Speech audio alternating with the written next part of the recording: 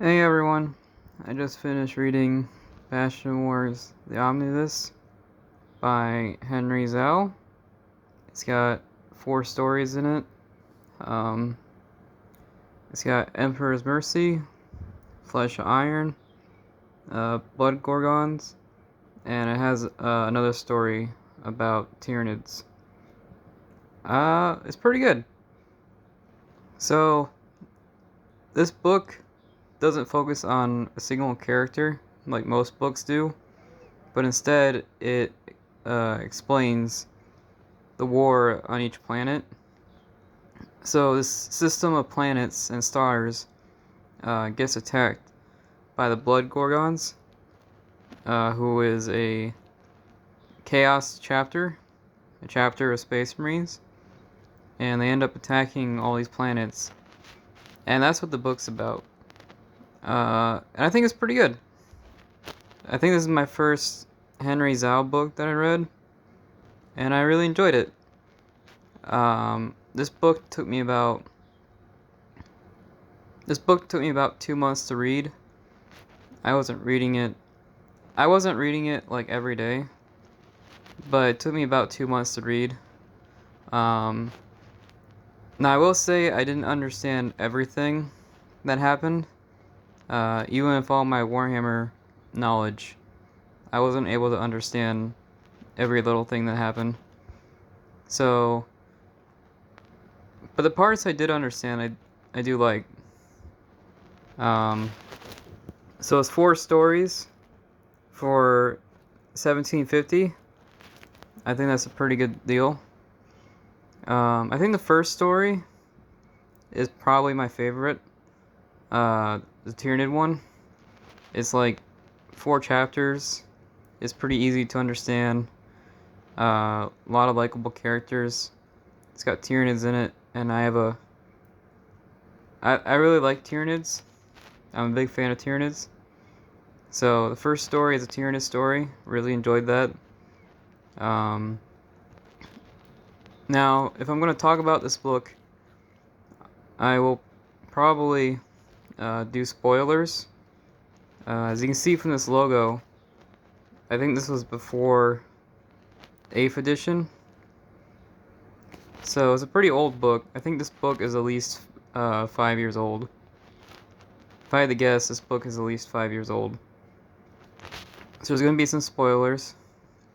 So the first story follows this guy, Inquisitor Roth, trying to stomp out some Tyranids. I think that story ends with Exterminatus. It's still a really good, well-written story, and I really enjoyed it. The second story, Emperor's Mercy, is about half the book. This book is 800 pages, and I think Emperor's Mercy is about half of it. So about this much of the book is one story. That's just a visual to help you guys out. And so that story there, the Blood Gorgons are attacking these series of planets, and they're looking for a super weapon, basically. And it's Inquisitor's rough job to, stop them, find the super weapon. And he has these Inquisitor friends that help him out. There's this big Imperial Guard chaos fight. Really enjoyed Emperor's Mercy. I think Emperor's Mercy was really, really good. I think everything about it was great. It was a real I think Emperor's Mercy was a real churn pager. It was really, really good. Now, I will say right now that I didn't understand everything that happened in this book, so I can't recommend this. If you're new to Warhammer, I would read a few books before picking this one up. I cannot recommend this book to beginners. If you don't know the Warhammer lore, if you don't know like the basics of the Warhammer lore, I cannot recommend this book for new people. It is, I think it's a good deal. $17.50 for about a month or two of reading. I think that's a pretty good deal. But yeah, I really enjoyed the first story. I really enjoyed Emperor's Mercy. Those are really good stories. Now the third story, Flesh of Iron. Flesh of Iron is about like a normal planet. Flesh of Iron is basically a normal planet being attacked by cultists and Chaos Marines and all that.